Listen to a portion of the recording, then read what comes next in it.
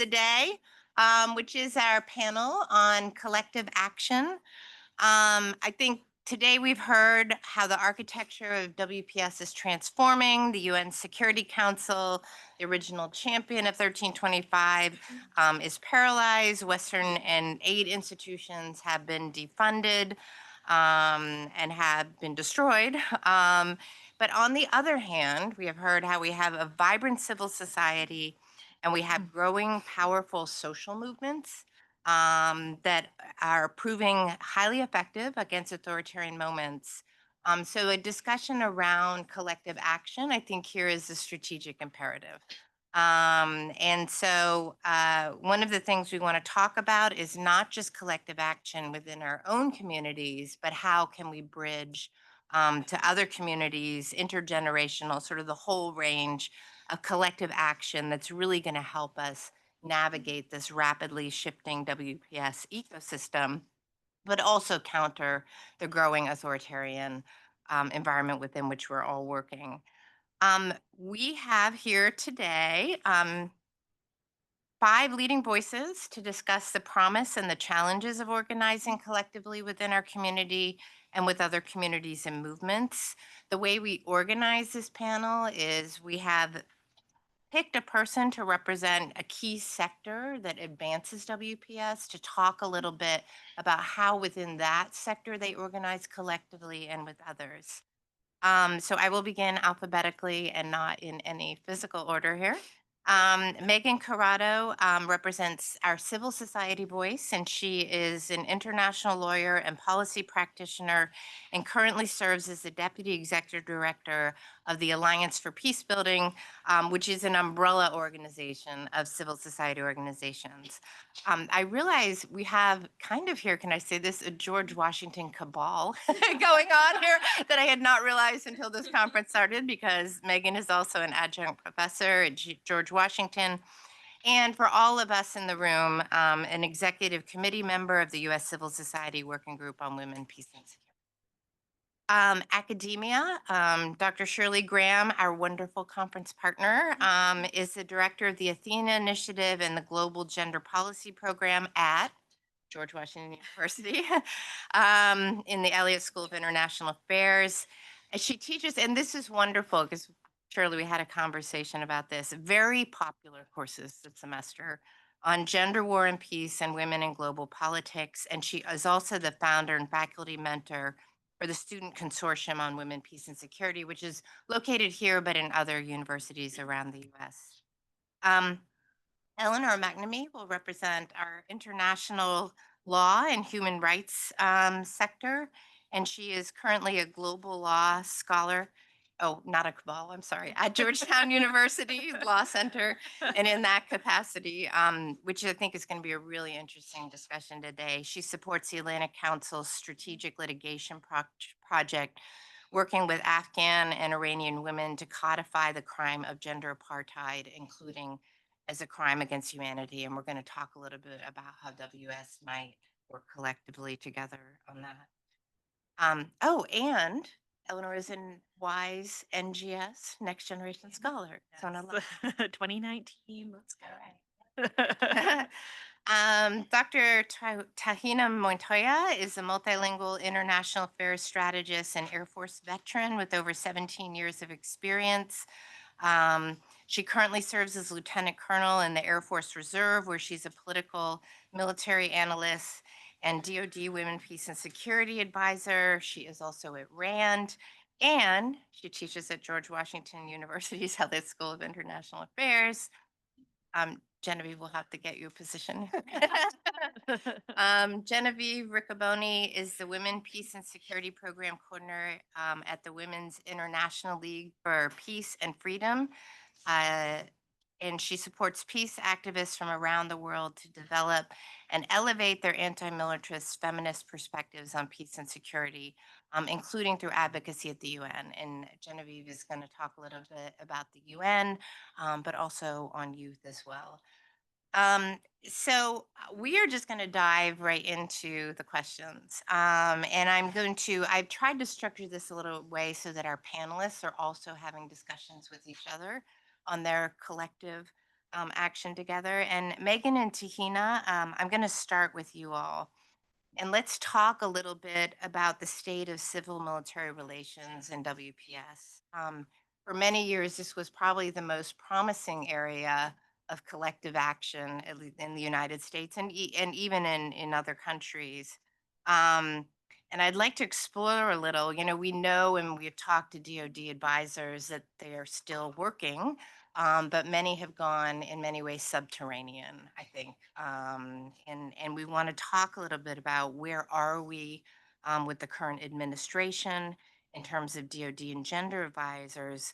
But I think the broader and more future oriented question is, given the current constraints of DoD's WPS initiatives, how can military institutions continue to partner with civil society going forward, given how they have to work today? And given the current environment, Megan, how can civil society support our DoD colleagues? Lisa. Well, first, it's really an honor to be here and see so many amazing, incredibly familiar faces. So very humbled to be here. Thank you for the opportunity. Yes, we were making a lot of advancements, starting with the passing of the Women, Peace, and Security Act in 2017, which really catapulted um, and kind of made sure that the military was trying to play catch up with our Department of State and USAID counterparts. And they were helping us along the way, incredibly so, so incredibly. And so it is really unfortunate, kind of the brick wall we've run up to. I will say in those 7 years, so many incredible things have happened, including building up training that would train what was previously called gender focal points and gender advisors, but it's now called women, peace, and security focal points and women, peace, and security advisors, which is a mouthful to say very fast. But they have been trained. And once they are trained, like they're out in their sectors, they have different AFSCs, as we call it in the Air Force, but different MOSs if you're talking Army terminology. So once you are trained, I'm a firm believer that once that light switch has been turned on, it's really, really hard to turn off. And so I have faith that although right now the DoD is doing the bare minimum, what is legally required by the Women, Peace, and Security Act, although I may add, just recently, they did not submit the report that was required. So I think that's indicative of where they're trying to go. Doing the bare minimum, maybe. And so, but I do think that I really do have faith that for all those people who went through the training and their light bulb was turned on, that in the different spaces that they're working on throughout the Department of War, there's a lot of ways to implement what women, peace, and security stands for and the framework within the DoD. But we do have to get more creative and think outside the box. So, what does that look like? I think the academic space offers incredible amounts of opportunity. The DoD is really great at having fellows or academic opportunities to get masters or fellowships within different institutions. And education is an incredibly powerful tool. I actually am reading a quote right now. Education is transformational and it changes lives. It's right on the wall right there. And that is so, so true. So some ideas of what that looks like. Did you know that at GW they have a program called the Short Term Abroad Program? For anyone here, okay, that's wonderful. If you didn't know, GW has a short term abroad program, and I wasn't as a adjunct, I wasn't aware of it. I saw this email one day, and I was like, you know what? Is it going to take a little bit of more work? Sure, but am I going to give it a shot? Sure. I ended up creating a national security and gender course that took 14 young women to Panama in March. And as Secretary of Defense, Hegseth was building up his rhetoric about the Panama Canal, we were on the Panama Canal talking about with one of only 6 female Panamanian Canal Authority pilots about national security and about gender. And so finding ways to think outside the box is one suggestion. I know that depending on the WPS spectrum, as I call it, you might be adverse to what I'm about to say or maybe a little bit more open to it.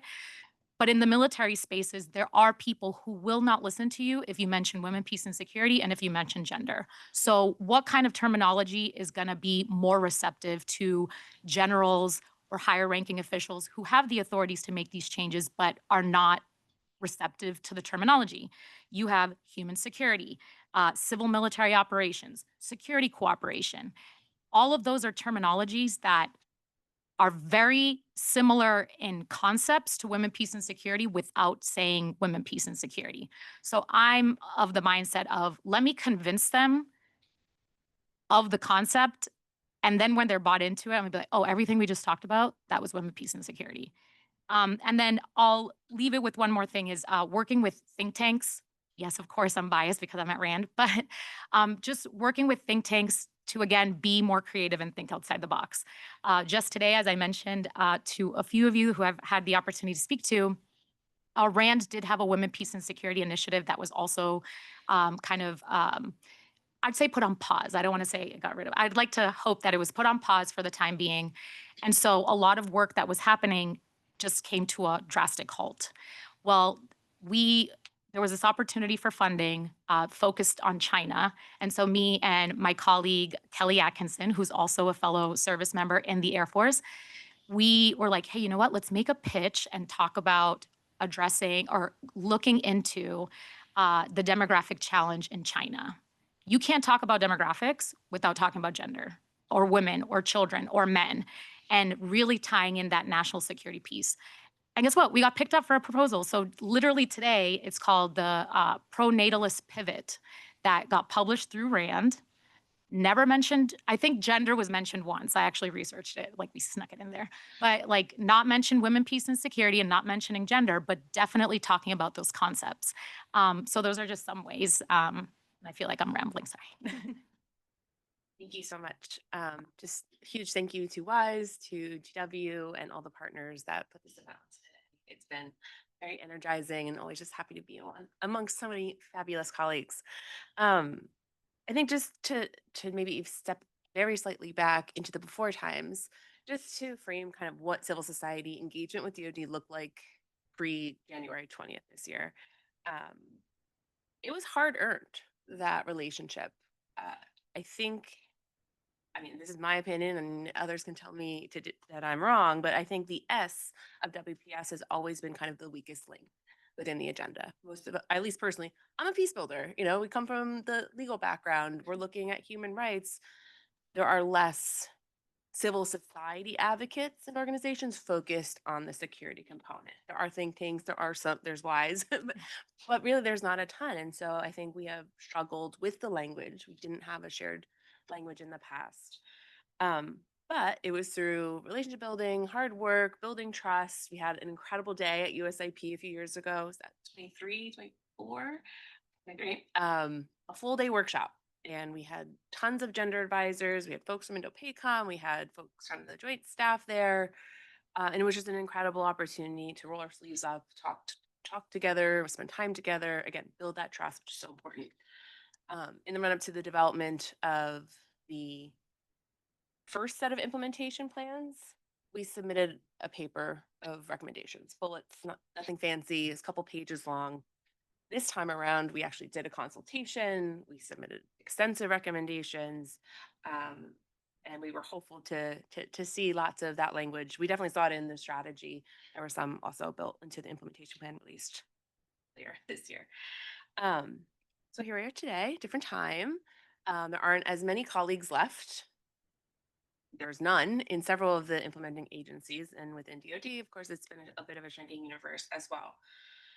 So I think there, advocacy and civil society, collective action, it's more art than science. So it is about being adaptive. And I think my colleague who I work very closely on this, sitting right in front of me, Nisha Singh, we've really been trying to take a do no harm approach. This is the last bit of WPS infrastructure in the government. So how can we preserve what's there? I think the relationship building that had gone in the past couple of years has been absolutely vital because there are the signal chats, there are the coffees, there are the conversations that can help us understand, because maybe we don't see it from the outside, but having that inside view is like, oh, using this word or being really loud or issuing statements at this time will actually undermine our ability to do work. I think you saw that with the tweets. I think AFP and Georgetown GWIPS and maybe one or two other organizations put out statements, and that's okay. We're membership-based organizations. We represent a collective, so we can speak when others can't. But then there's a time when things like the NDAA are going through and there is some WPS language and there is some money.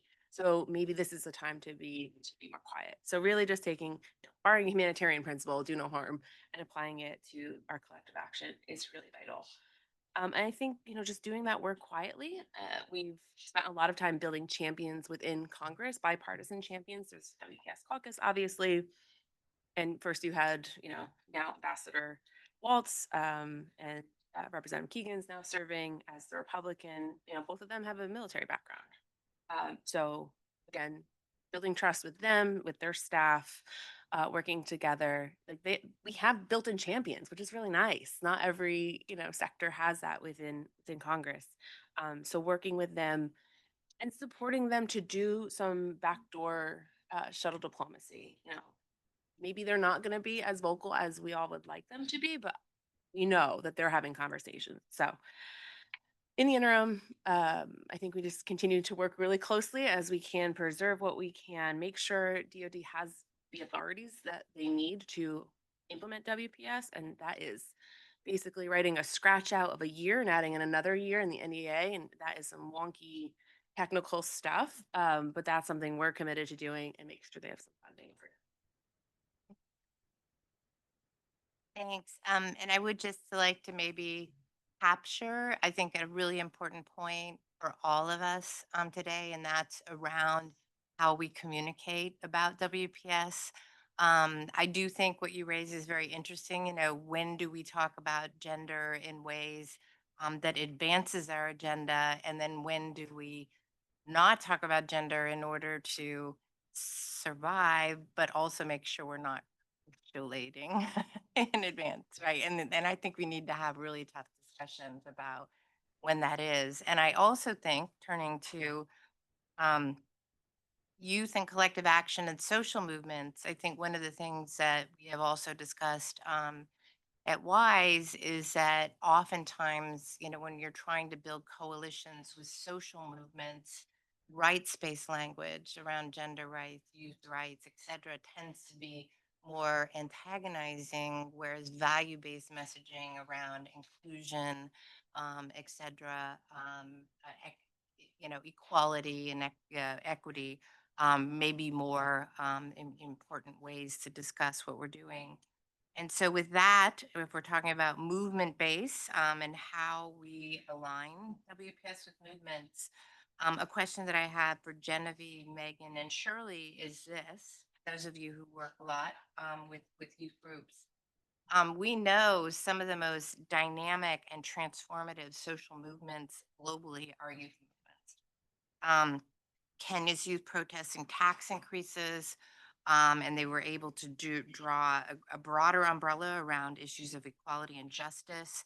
Bangladesh's July Revolution and Nepal's Gen Z protests, which toppled governments. So these are very, very powerful movements. And one of the questions that I'd like to talk to you guys about is, what role can youth play in revitalizing WPS, especially in these repressive environments? How can youth movements connect with us in established WPS networks? And just to make it more interesting at the end of the day, I'm adding a question, guys. What can WPS learn from youth movements that around mobilization? Genevieve, want to start us off? Sure. I'd be happy to go first, and I look forward to, the range of perspectives. Thank you so much for the invitation. I think it's great to have such a wide range of perspectives in the room to really exchange on such a critical agenda.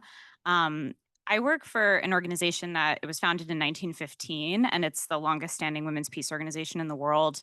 It was founded by a group of women who many of them were involved in like the women's suffrage movement, in social movements in the US and in Europe at the time. And they wanted to bring an end to the First World War. And so they saw both the peace movement as collective action and women's involvement in that as collective action, but also multilateralism as collective action, because they were advocating for the creation of the League of Nations and saw that as also a potential, is this working? Sorry. As like a path forward. And so I think I come from that perspective where it's like also specifically more challenging militarism and challenging armed conflict and war in general from a feminist lens. And so our members work globally, including young people around the world with those goals. Like, some are peace builders, some are peace activists, some are journalists, some are conscientious objectors.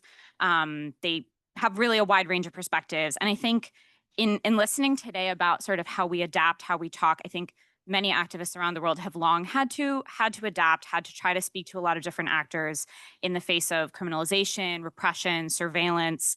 And I think WPS is an approach, and it's also ideological. Like, I think it is ultimately challenging who has a right to make decisions about peace and security. That is political, and I think there's so many different ways to see WPS, and that comes to sort of some of the conversations that we have about like what the future of WPS is.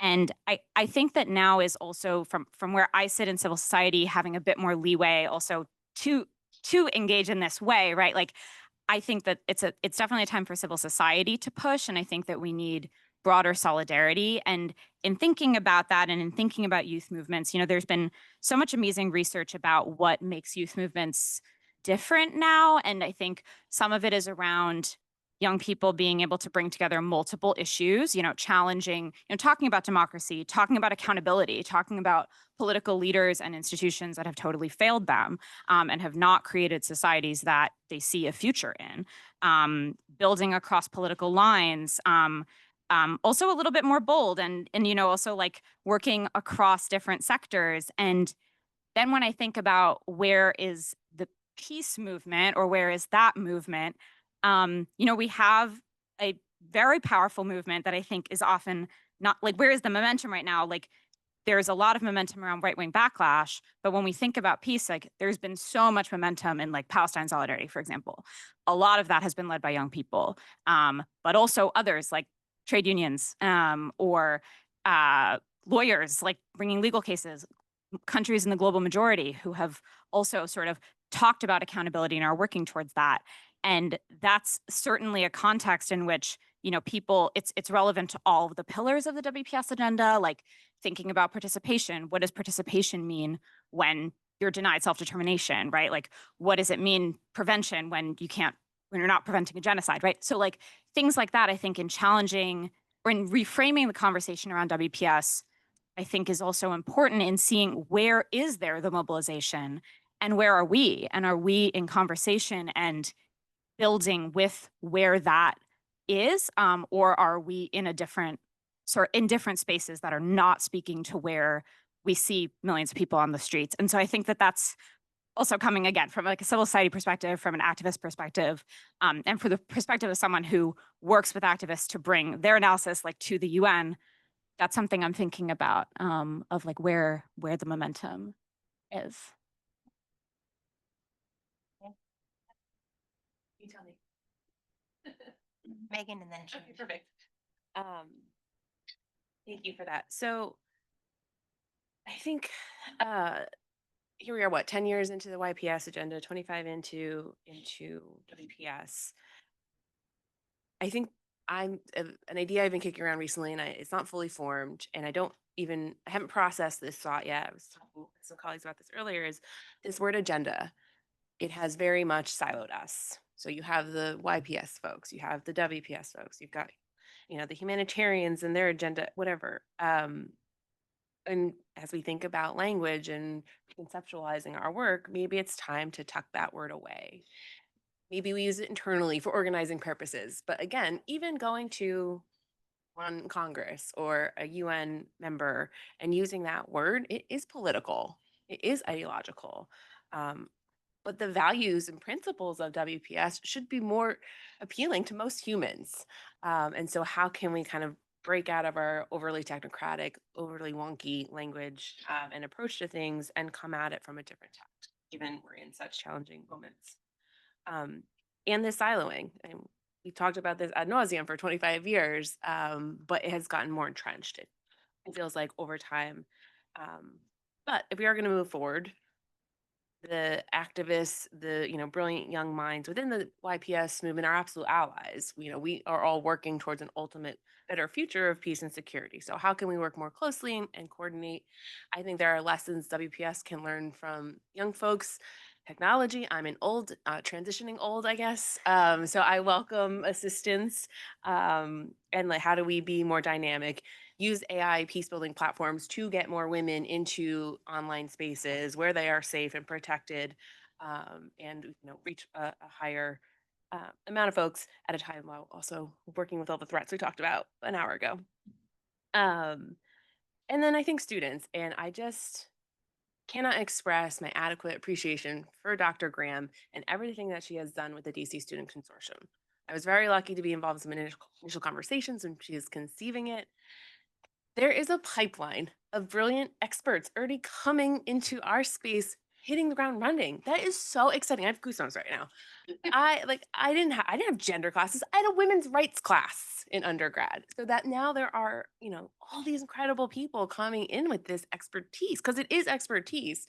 I didn't start doing WPS till I was what, like 5, 6 years into my career. I didn't study it in school. And so having this is going to put our movement, our agenda, whatever we're calling it today and tomorrow, is so far ahead by having this cadre of students and this pipeline to our professional space. Really, that was a great order. Thank you.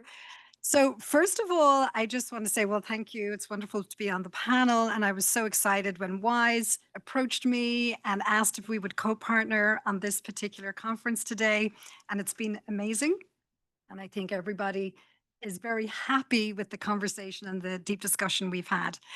First of all, in response to these comments about the student consortium, when I started teaching this semester, I was wondering how my students were going to be, what their mood was going to be like. Last semester, there was a lot of grief and anger in response to what was happening here in Washington, D.C., in the US, in relation to gender ideology executive orders and DEI executive orders, and also attacks on academia and universities. Last semester, there was really that feeling of like heaviness. And this semester, when I asked my students on the first day and I walked into the class, I was like, how are you all feeling? And the attitude was, viva la resistance. We are in this class because we see this as part of our resistance. Yes, it's part of our education and what we want to contribute to the future of this country and many others. But we also want to be part of a movement and a movement for change. And going back to the Student Consortium on Women, Peace and Security, how did we come up with that idea? Well, it was twofold. It was two-pronged. First of all, being part of the Civil Society Working Group on Women, Peace and Security, which we are, many of us here in the room and panelists are members of. And we were having a strategic meeting, and Kathleen Keenest, who's here and spoke earlier, and I were in a conversation about how we can bring new energy into the women, peace and security agenda. And clearly, it was obvious that we would connect with youth, peace and security. And it was so obvious that we would also connect with the students at GW and the Elliott School. And then we were trying to figure out how we would do this. And at that time, we were living through the global pandemic, COVID-19. And so students everywhere were isolated, they were lonely, they were experiencing fear and anxiety, and they were very much separated from each other.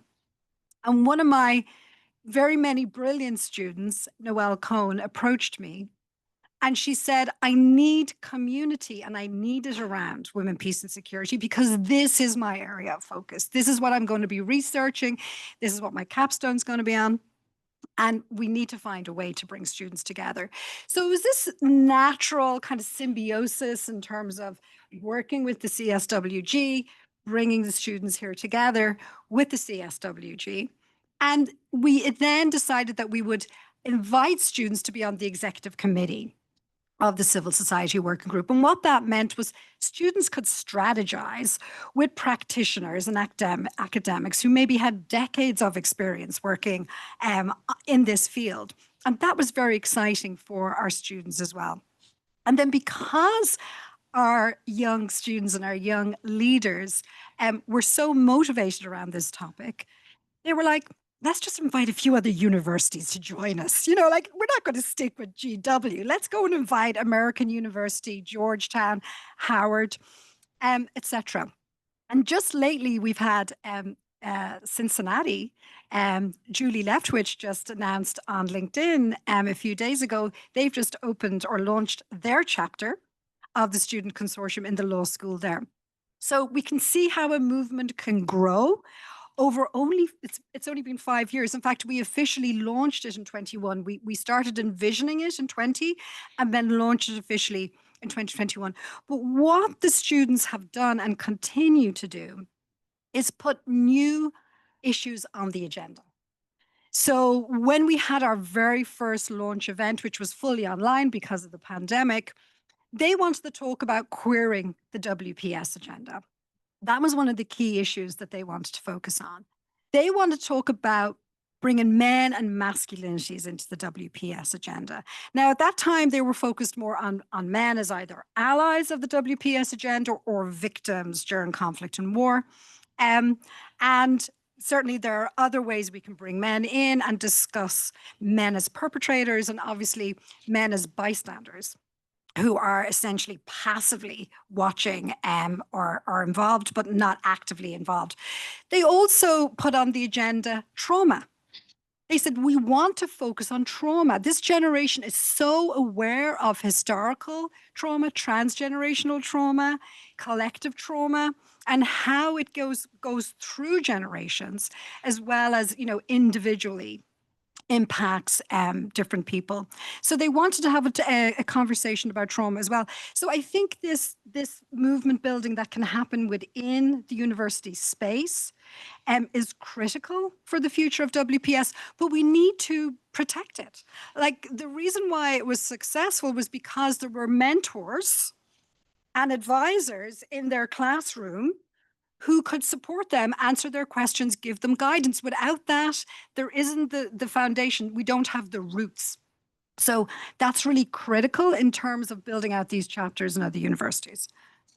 I just love the fact that we're talking resistance right now, and that the resistance is in the room. So I invite, when we are done with this panel, we would really like to hear from you on this. So, guys, thank you so much. Eleanor, I'd like to turn to you.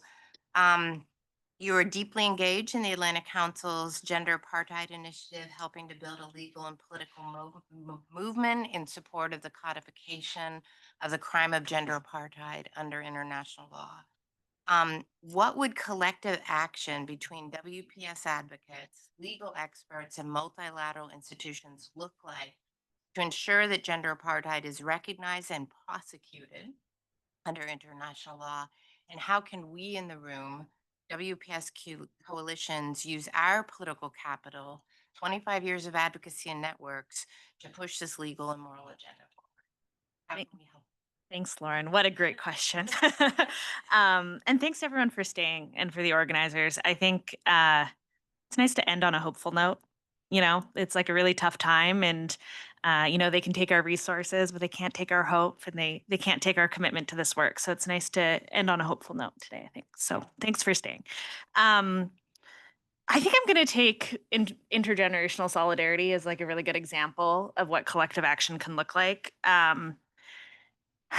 It's when I was thinking about this panel, I think one of the things we really struggle with in the sector, because I worked in peace and security generally, like for a decade before moving more into the legal space, and we don't have to recreate the wheel. There's so many good templates of what collective action looks like if we look at social movements, right? And young people are so good at doing this. Like I came to this work as a young person myself, and I felt stonewalled often by the peace and security community. And I felt so frustrated that I actually co-founded a nonprofit to explicitly address it. And there was a lot of other young people who were feeling really stonewalled by the WPS community. And they were saying, we want to do something. This kind of sounds like what your students were experiencing. Like we want to do something, but we don't see a space for us. And, that's why it's important to talk about solidarity. You know, we can't tap into social movements when it's convenient for us, right? We have to show up as allies, whether it's the labor movement, whether it's the youth movement, because we can't expect people to show up for us in return if we're not standing in solidarity. So we're not talking about like engaging youth, we're talking about intergenerational solidarity. And I think that's such an important framework to think about, especially in this moment. Where are social movements? How do we tap into them? How do we show up as good allies to you so that when it's time for us to say we need help, you're going to show up for us as well? So when it comes to gender apartheid and that campaign, so to be clear, yes, I'm working with the Atlantic Council. The campaign is actually its own thing. The Atlantic Council is just kind of supporting the campaign.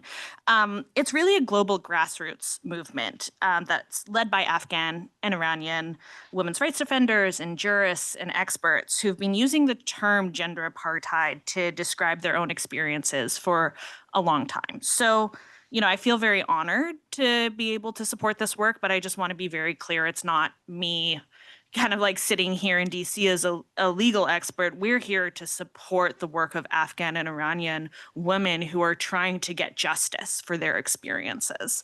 And the main vehicle that we're doing that through right now is this Crime Against Humanity Treaty. So I'll give you a brief overview. If there's any legal nerds in the room, you'll be excited to hear that there's a new treaty negotiation. It's a big deal for the UN system. And the Crimes Against Humanity Treaty it's important to think about it as like a generational treaty. You know, we had the Genocide Convention after World War II, which was a response to obviously the genocide that happened during World War II. We had the Rome Statute in 2001, which was a response to Rwanda and the former Yugoslavia and this changing notion of conflict. And now we have a Crimes Against Humanity Treaty. So it is really generational, and it's important that we lean into this moment because it's not one that comes around every day. And the Crimes Against Humanity Treaty actually came out of civil society mobilization. It was civil society who was pounding down the door of the Sixth Committee at the UN. And if you don't know what the Sixth Committee is, they're the legal kind of committee at the UN saying, we need a Crimes Against Humanity Treaty. The only place that's really codified is in the Rome Statute. And that's not good enough. And they got it. They got it. And so amazing mobilization that happened there. And so the Crimes Against Humanity Treaty is being negotiated from 2026 to 2029. I know 4 years seems like a long time. That's actually pretty quick. My guess is it's probably going to take longer than that. But I think, you know, one of the things that we've been talking a lot today, but also in One Peace and Security is like, do you lean into this moment? Do you lean into this inflection points as a moment of progress or holding the line? And I think I think a lot of people are feeling apprehensive about the fact that we're negotiating a treaty at a time when gender rights are being enrolled back and we're seeing proactive capitulation to getting rid of gender, to not making a gender sensitive treaty. And I mean, I'm obviously biased, but that is the wrong approach. You know, if we look at moments of progress in history, it is, and if anybody knows this, it's the One Peace and Security community, because we know in times of conflict are moments of progress. There are openings in society that allow us to push, right? But that's not going to happen if we proactively capitulate. So, you know, there's like so many rich examples of this in history. Like, look at the United States. The women's suffrage movement was ultimately successful because of World War I. I mean, it was the vote for white women, and there's like a lot to unpack there, but there are always these moments of inflection points in history where people chose to use it to push for progress instead of capitulating. And of course, we need to be smart about it. I'm not saying that. I worked in government for 7 years before I came here. I understand the need to be strategic, but if we kind of like bend our knee to kind of, oh, well, it's more important that we have a Crimes Against Humanity treaty, so we're going to take any references to gender out of it, that has long-term implications, right? For example, the Rome Statute codified gender persecution, and because of that, there is now a case at the International Criminal Court holding the Taliban accountable solely based on gender persecution for the experiences of women and girls in Afghanistan. If they hadn't towed the line and said this is important, that case wouldn't be before the International Criminal Court right now. So I'm just really trying to underline the point that it might seem scary to really push for gender equity in this moment when there's such an attack on it. But if we don't do that, it's going to have long-term implications. So to wrap up and answer your question of what I need or what we need, because it's not about me. I think support, putting gender apartheid on our radars is like this new concept, and there's so many resources out there. I can share them after. I can point you in the right direction. Putting it on your radar, putting on your peers' radar, capitalizing on this moment to do something concrete. And I think we can all be a part of that. The second is cross-pollination and coordination. Yes, this is like a legal negotiation, but it also needs political recognition if it's going to get traction. And we all have a role to play in political recognition. So really making sure that if you're working in political spaces, it's on your radar, you're talking to people about it. And third, and I think this can be true for like multiple spaces that we work in, but listening to Afghan and Iranian women, and trust that they know their experiences and listen to them when they say what they need, which right now is codification of a crime that they're experiencing, and just amplifying their experiences. So I'll leave it there. Thanks, Lauren. Thank you. Well, if we're going to be of capitulation versus choosing the moment to fight, Shirley, we're going to talk a little bit about universities here. And we know the university system in the United States is under attack, under enormous political pressure. What role can academia play today as a catalyzer for collective action, given this political Yeah. tension that it's? Thank you for that question. It's your question. It's my question. I gave to you and you gave back to me. Thank you so much for that.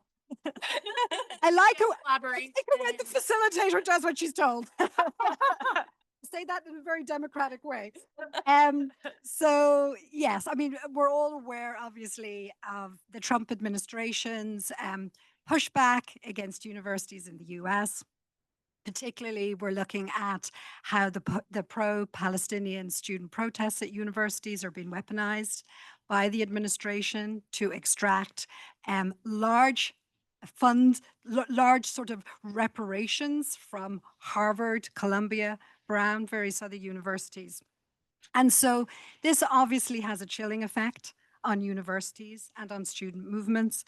It also has this potential to obviously subdue our gender programs as well. And also when we look at, for example, a more recent Trump policy was this university academic excellence sort of compact that they shared with MIT and 8 other universities. And basically the rules of the game were, if you sign this compact, we will give you preferential treatment. We will give you, extra funding, but you need to go back to the gender binary. You need to make sure your leadership team does not speak out about social or political issues that we don't want them to speak out about. So, there's various ways of trying to handcuff universities or call them to heel in terms of this idea that we are too progressive, left wing, and this idea of being woke, which we're all very aware of. So clearly that's the bigger frame in terms of the US, but also we have pushback on the teaching of gender studies in other parts of the world. Hungary is a classic example that we often reference in terms of taking the teaching of gender studies out of third level education. And then within the US as well, obviously the attacks on research funding. So the National Science Foundation, which basically was told that they had to flag certain words like gender, discrimination, bias, trauma-informed, equity, and that research projects would be cut if they had this certain sort of bias within them, is the thinking of the administration. So that has led to the cut of research on things from, for example, feminist activists in authoritarian countries or liberal democracies who are very active and come together to develop leadership strategies within universities here in the US. They've had their funding cut, for example. And they were working in 45 countries across the globe. So these really important social and political projects being led by women have been attacked. And then also projects like research funding, for example, neuroscientists conducting research on, for example, trauma and thinking about Alzheimer's, in LGBT plus communities, particularly related to isolation and loneliness. As those communities age, that funding got cut. So when we think about the different ways the universities and the research is being attacked or eroded, this is obviously a huge concern for all of us. And I think also then at a kind of more subtle but super important level is the erasure of the feminist lexicon. So the language itself is being eroded. Words like gender-based violence, which we need to understand how certain genders are attacked or harmed within different contexts and situations. So this sort of language is gradually being eroded, and obviously that's deeply problematic. It has taken, many years, decades to develop that language in the first place, and feminist thought, research, and theory building is what has created this language. So these are some of the kind of overt attacks that are happening that most of us are very aware of. But I think then in terms of, where do we go and where are some of the positive, the glimmers of hope, and where we can, as academics and within universities, really support the movement on women, peace and security. So universities like Rutgers, for example, have just recently announced that they've created a data hub gathering policy documents and other types of documents that have been erased from government websites. And so that we are creating a trace. We have, therefore, we're able to have this information and this content will not be lost if we gather this information. And I know the Alliance for Peacebuilding is doing that as well, has done that as well, Feminist Foreign Policy Collaborative and other organizations. I think also what's crucially important, which is what academia does very well, and hopefully today is an example of that, in partnership with civil society and practitioners, is convene conferences where we can bring together people from different disciplines, across borders, across even political boundaries, although that can be very challenging, and create that sort of space where we can really share ideas and the research and the knowledge. So, for example, Dublin City University had a conference a couple of weeks ago, which I attended. And they were bringing together their new institute on genders and sexualities with their conflict institute. And so they were bringing in expertise on nuclear weapons and men and masculinities, the media, the manosphere, and human security and humanitarian assistance. So it was a really interesting conference to be able to share ideas. The Fletcher School at Tufts University has a conference later this week, which is student-led on authoritarianism. And then the University of Liverpool just last week, I think it was just a few days ago anyway, they also had a conference about feminist work and hope. And, where is the hope in this moment? So I think having those kinds of convenings are obviously critically important. And then just something I would like to put forward as an idea, and it's not radical, and I'm sure it's definitely not new, but I'm going to share it because it's something that I'm doing for the first time, is this idea of creating virtual feminist hubs and they can be in person as well as virtual, where we're bringing together feminists, activists, practitioners, academics from anywhere, any country, where they can convene and support each other and each other's work. Like I referenced the feminist activists in these authoritarian run countries having their funding cut.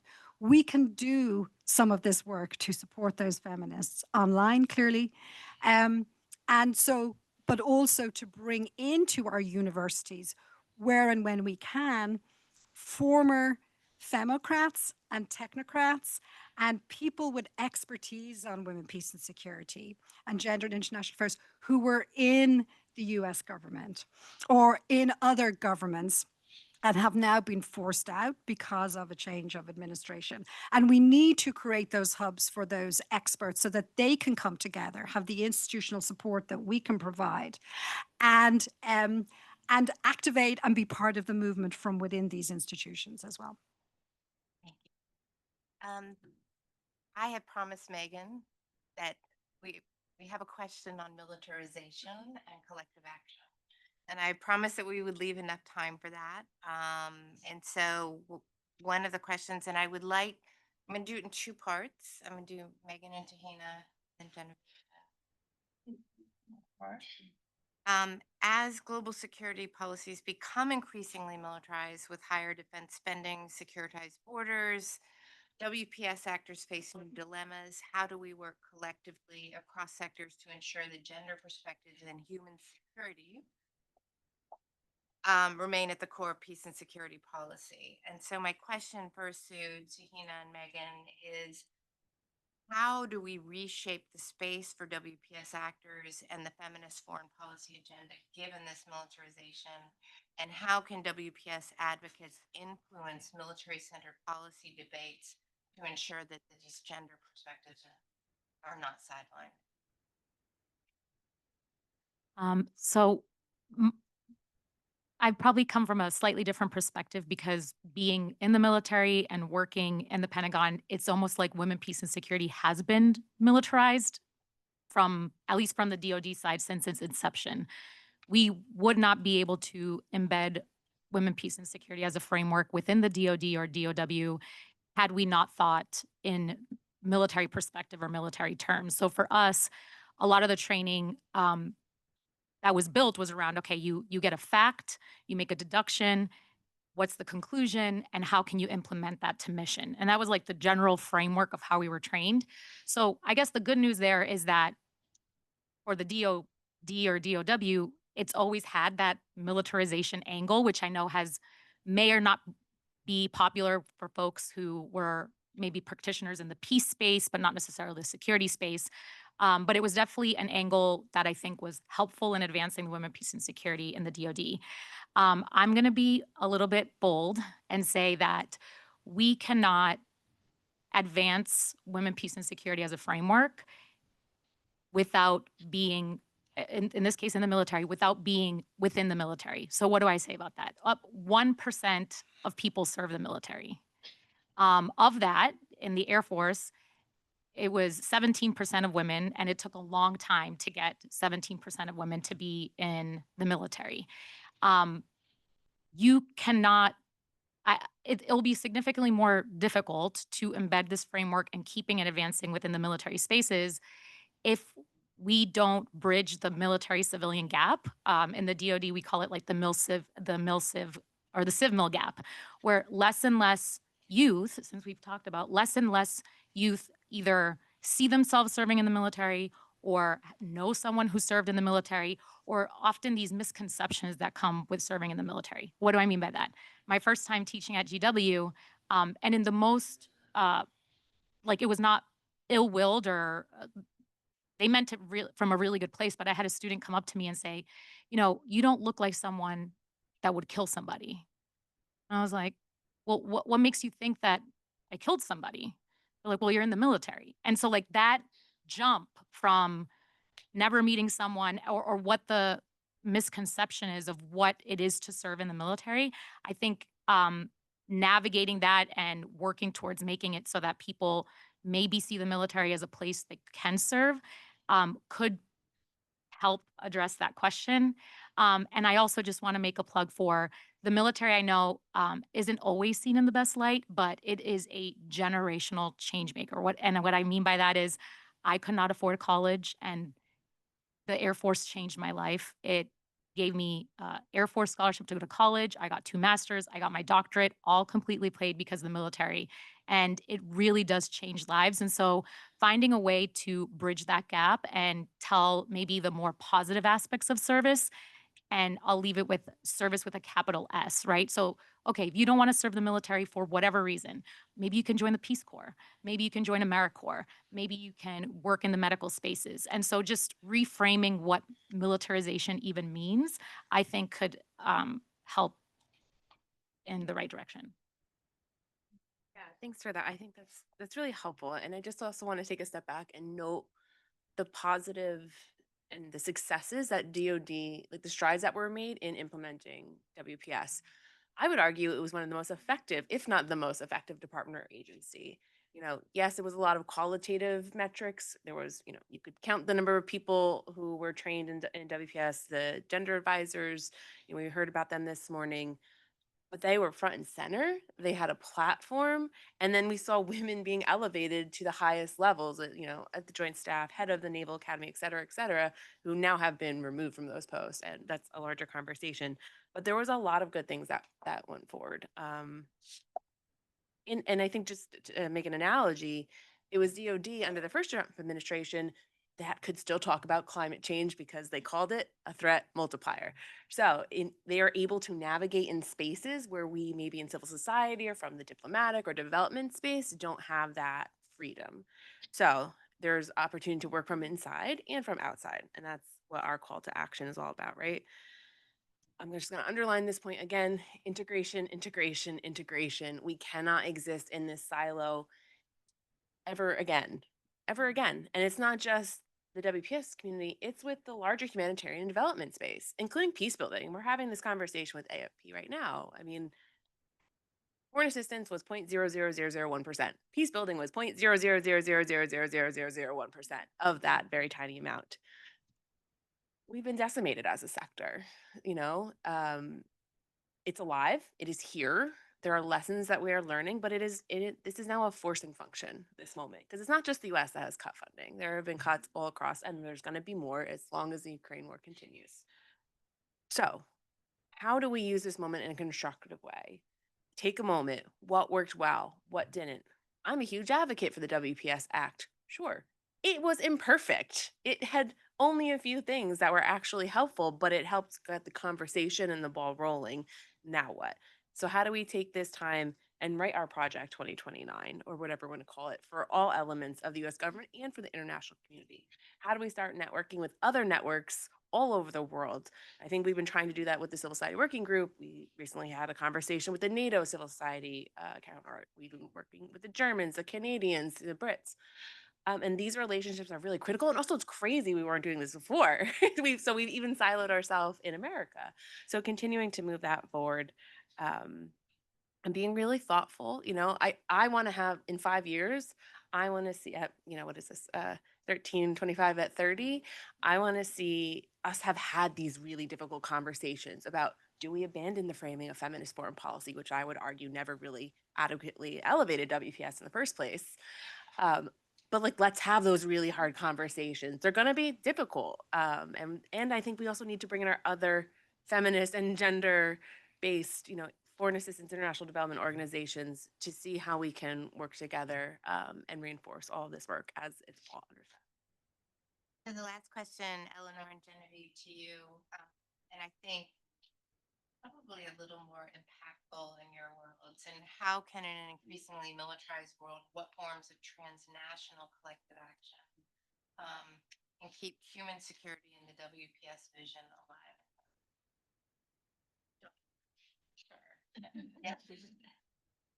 Yeah, I'll go first, and I'll just say I completely agree with both those perspectives, that like the need to have also these really challenging conversations around terminology, around militarization.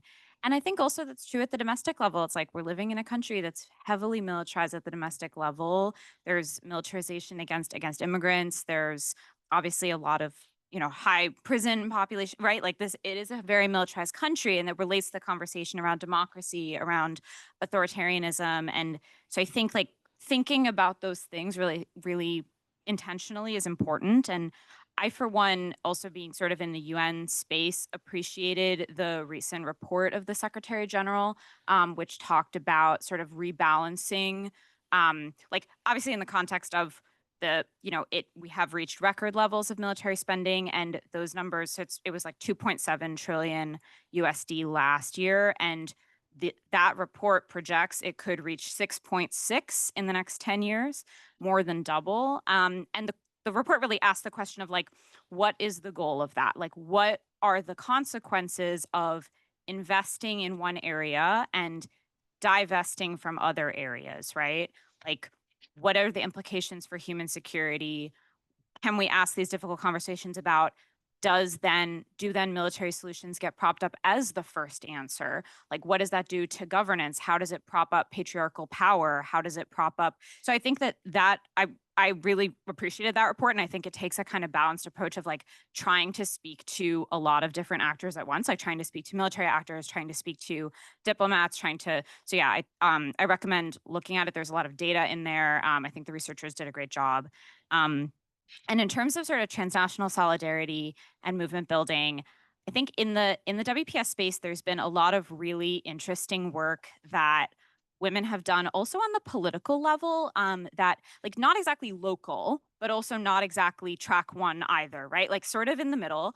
And that I think could use, now in a challenging funding context, it's like difficult to say it needs more support, but I think it also needs political support. And I'll give some examples. I think the work of Afghan feminists is an incredible example of that. For example, in Syria, like Syrian feminists have been sustaining political work amidst 50 years of dictatorship, 14 years of armed conflict.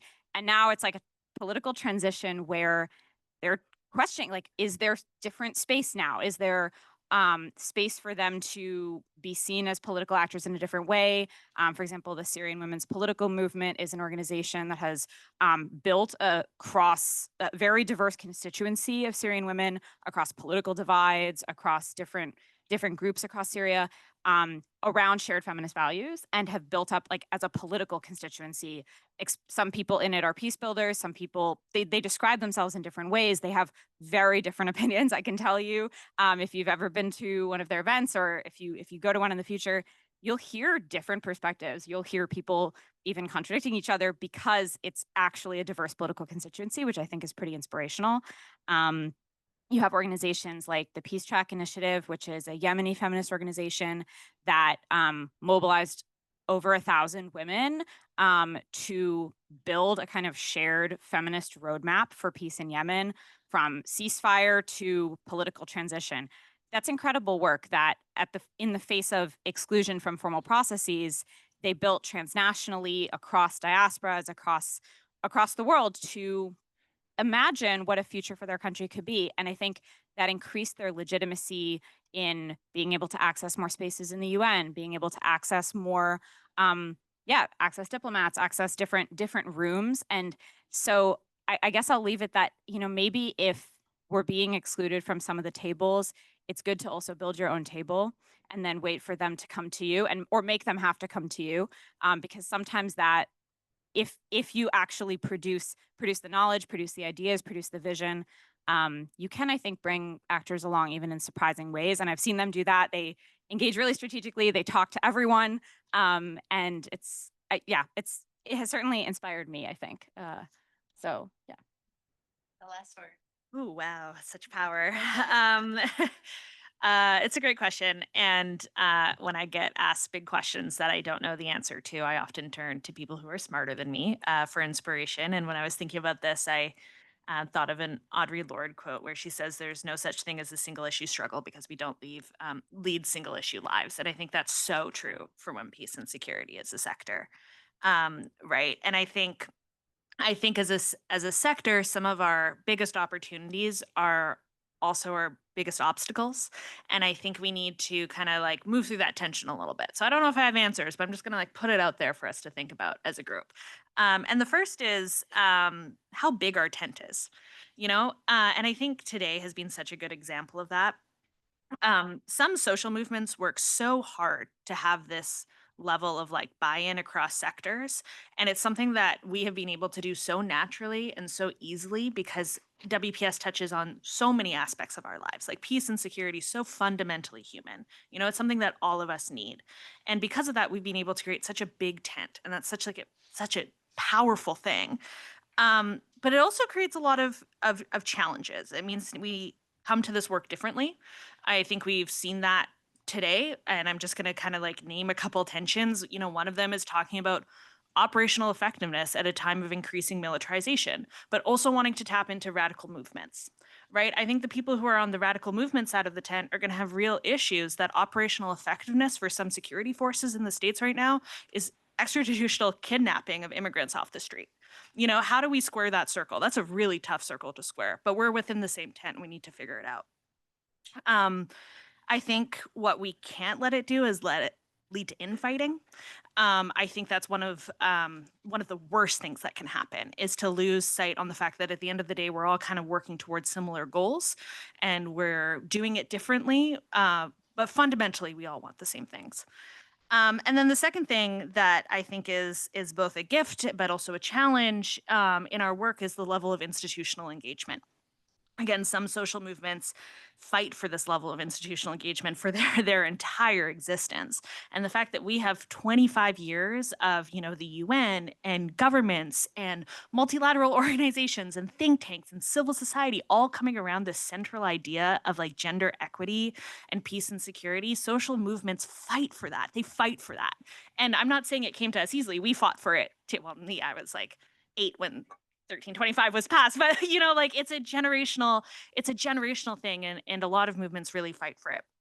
But at the same time, and I think this moment has really shown us that institutional engagement comes at a cost. It can mean like a sanitization of those kind of the initial vision of 1325, but it can also be fickle, to engage in systems that were not built for us or by us. But there's also been moments of real progress. And I come from that, like we're having worked on WPS within government. And when I was writing Canada's national action plan, one of the things that I loved the most was that I was talking to, women in the military on the same day that I was talking to like Indigenous communities. And there aren't a lot of social movements that are able to kind of like bring that cross section together, but it does come with challenges. So I don't have an answer. I think it's just a tension we need to work through. I think it's both like a gift, but if we don't kind of move through it properly, it can lead to infighting, and I think that's the wrong approach when it comes to kind of solidarity and movement building. I want to thank you because I've been for conclusion, but Oh, thank you. that was wonderful. Time, folks, for 2 questions. If anyone would like to. Yeah, back of the- Why don't we take them both if we can do? Anybody else? Go ahead. Nisha here, and then in the back of the room.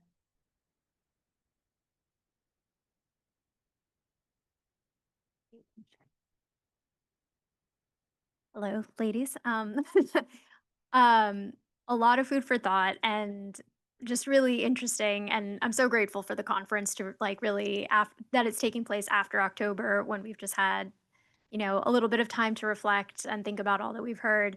One thing from all of you, I think, that I heard was this call for, right, the integration and overcoming silos and building a wider tent. And I just, when I think about this, it's a little bit of a struggle, and it might be because of what Eleanor you just highlighted as like this institutionalization of WPS.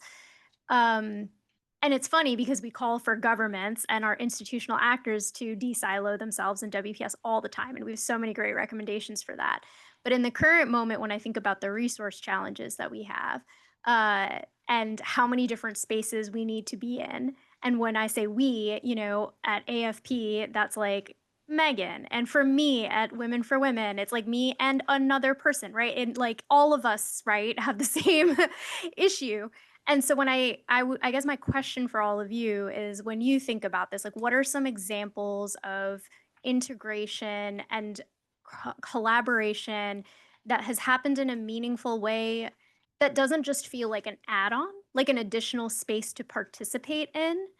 Um, you know, does it mean having an even like right like is it a bigger tent than women peace and security that then we find ourselves under, right? Do we give up do we take a step back from the institutionalization we've achieved, or does it mean we have to, because it feels like, oh, I have to give up a space in order to build a new relationship or a new ally or a new connection with WPS? So I'm just wondering if that's something you all also feel and whether there's examples of it feeling more integrated and not additive.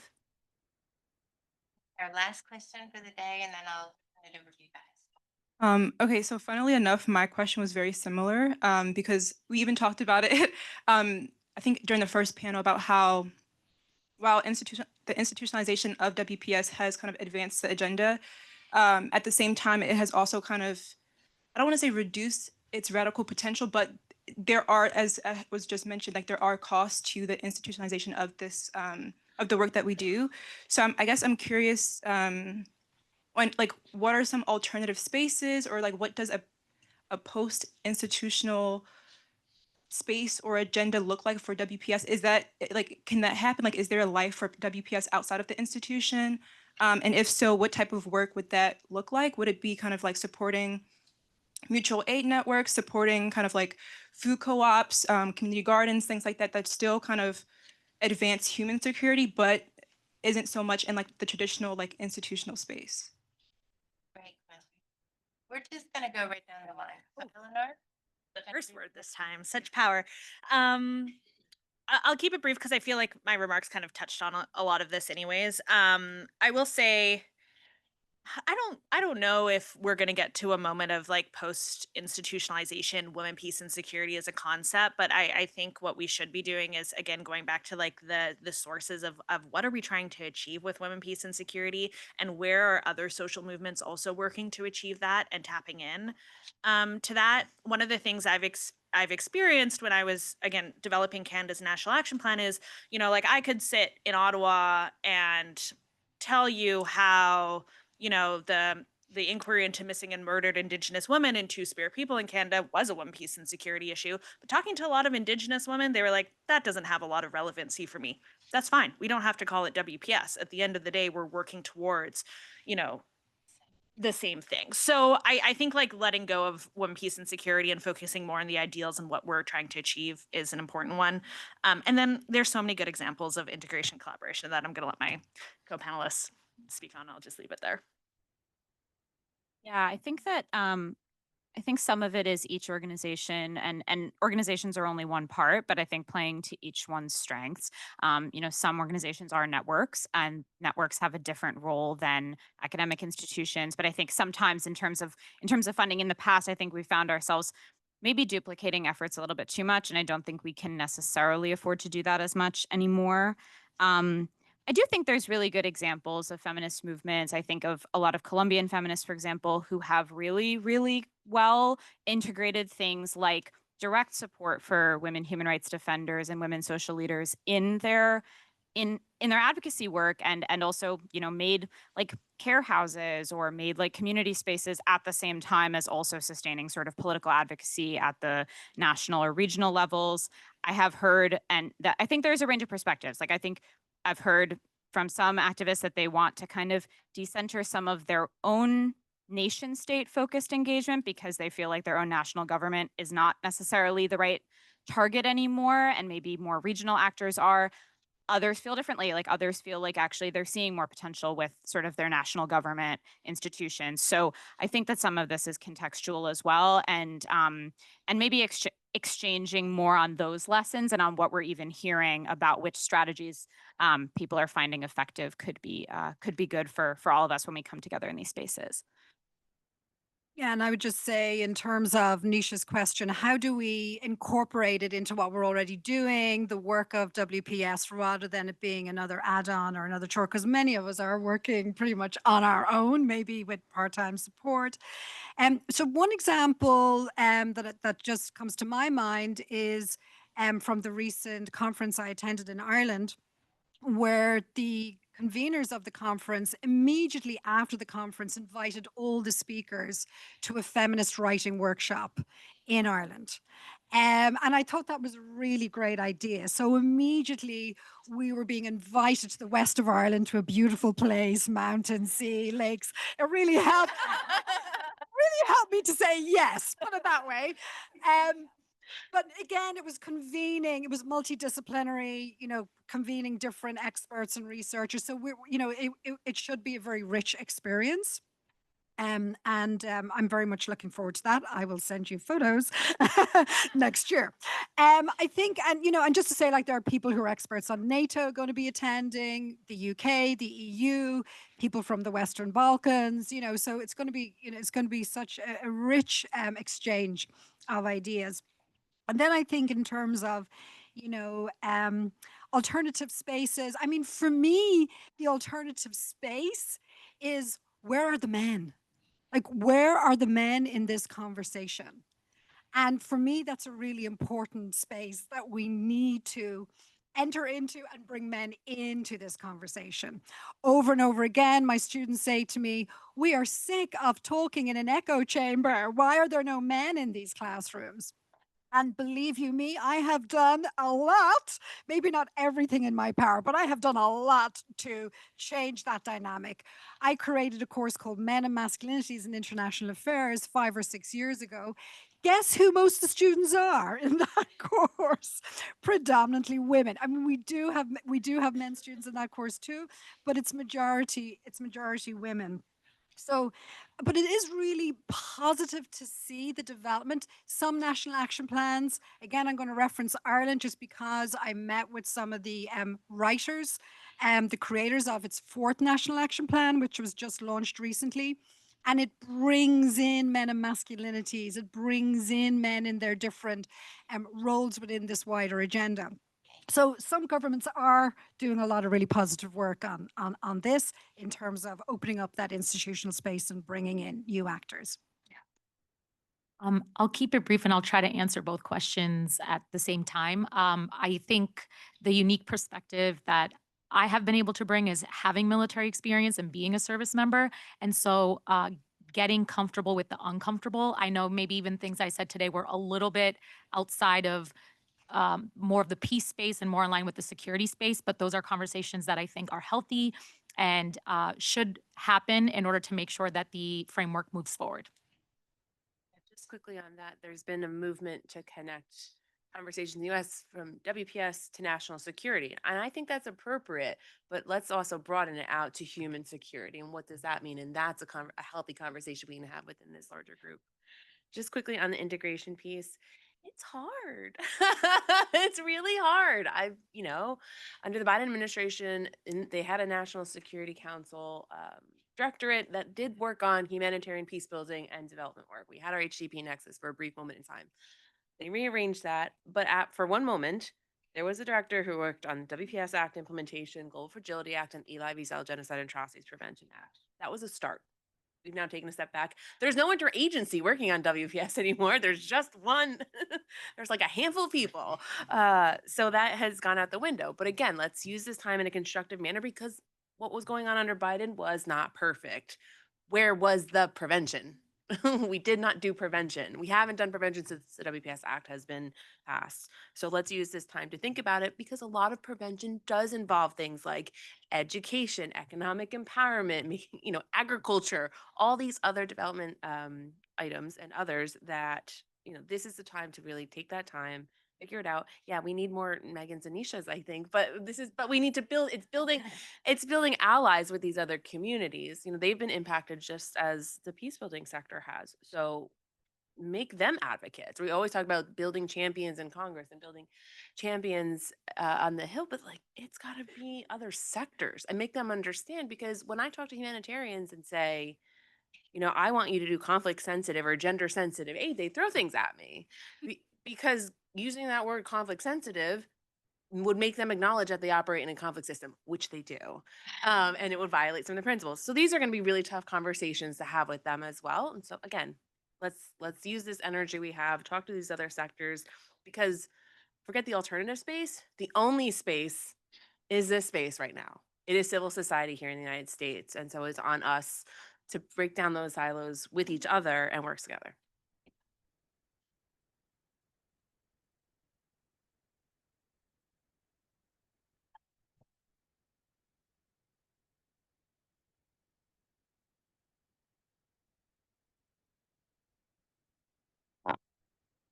Just a few concluding remarks before Lauren gives you the final word on today's conference. This conference is the culmination of a year-long WISE 1325 at 25 initiative. We set out through panel events, book talks, publications, and participating in briefings on the Hill, not just to celebrate the 25th anniversary of 1325, but to push forward on determining the future of the WPS agenda and what it must be and to be a defining moment for the civil society community to collectively identify strategies to advance WPS principles. So in this year-long endeavor, we were gratified to have extraordinary people who helped us look to the future. Through our policy briefs, as you know, through Hannah Neumann's If You Want Peace, Prepare for War, with Chantal de Jong-Udrat's and Michael Brown's brief arguing for WPS treaty, and Catherine Wright, who wrote about the future of WPS and NATO. And we had several book talks, and we had them with scholars such as Laura Shepard and Paul Kirby, and Joyce Kaufman and Kristen Williams contributing to the theoretical discourse on WPS and its relevance in IR and academe. And of course, we have our collaboration with the CSWG, with our Hill briefings, and many, many other initiatives, which we are very, very grateful for. And of course, through the participation of all of you today. The themes and narrative arc defined the panel discussions. We started with what the current state of play was. How do we reconceptualize the WPS agenda to build out its successes and face a changing political and security environment? And we will need to reassess the tools we have and the tools we need to adapt to new and emerging insecurities globally. And finally, mobilize collective action for WPS implementation. The discussions we've had among us today have marked a path forward, and I'm excited for us to use the ideas and tools and concrete steps for action we've identified today. We've seen a history of changing and shifting dynamics, of tremendous advances with painful setbacks, but we have every reason to expect that we can achieve a more just and equitable world for all of us. As part of our 1325 initiative, we reached out to individuals recognized as initiators, drafters, and strategists in the successful adoption of 1325 in October 2000. And Cornelia Weiss, who I don't know is still here, was the impetus because she wrote on an article about the histories of the individuals, men and women, who made that possible. And that was the basis for which we developed an essay, a collection of essays from these individuals. The essays highlight the importance of vigilance, activism, and continued advocacy to ensure that the rights of women are protected and advanced rather than reversed. In closing, I'd like to share with you some wisdom from Cora Weiss, one of our 1325 essay contributors, a peace activist nominated several times for the Nobel Peace Prize, who worked on drafting UN Security Council Resolution 1325. And she wrote in her essay, "History is important for knowing what to do in the future. I don't know the future, but I can tell you what I know will matter for the future. Movements matter, women matter, and peace matters. We have to organize and keep these movements alive and women actively engaged in them. And we have to be positive." I think these are encouraging words for us today as we look to our future and that of WPS. Thank you.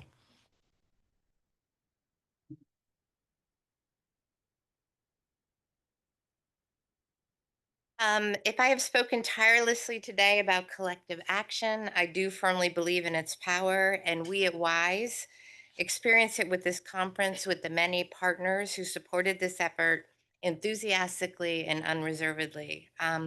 She's not here right now, but Teresa Eder of the Heinrich Boll Foundation provided funding, speaker support, and used the Boll's extensive and brilliant networks to help us identify speakers.